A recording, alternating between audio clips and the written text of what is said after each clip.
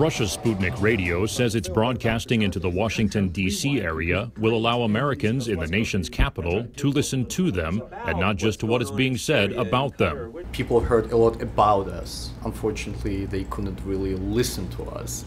And people who were reporting about us quite often wouldn't even bother to listen to us and present how they see us, present what we do accurately.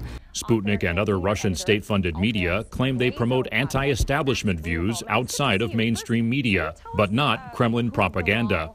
Many, like Robert Orttung, who study Kremlin media, disagree. At the end of the day, that's the purpose of these broadcasters, that's the purpose of Russian foreign policy in general, is to undermine our democracy, undermine the faith of the American people in their own institutions. Sputnik fired its former White House correspondent, Andrew Feinberg, in May, who then became a vocal critic. It's definitely propaganda. And the idea that they're being attacked by corporate media is ridiculous. They're being called out for reporting half-truths and, in some cases, lies. Sputnik rejects the comments as those of a disgruntled former employee.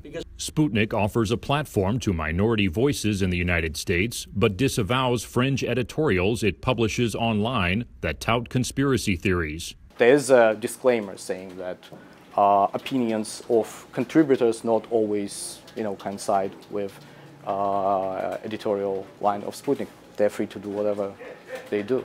While Sputnik's shows are critical of U.S. politics, policy, and society, their hosts, like Garland Nixon, dismiss mounting allegations in Washington concerning Russia. The accusations, where they arise from, doesn't matter to me. Once there's evidence, we can look at the evidence and evaluate that. But I am not going to buy into accusations, least of all from the people that they're coming from. They also reject critics who say they are contributing to a Kremlin campaign against the West. If people want to criticize Russia, I have at it. That doesn't bother me in the least. When I've looked into it myself, Russia's not my biggest concern. I don't know how else to put it. Russia's not my biggest concern. Sputnik says people should read, listen, and judge for themselves whether it is alternative news or Kremlin propaganda. Daniel Schearf, VOA News, Washington.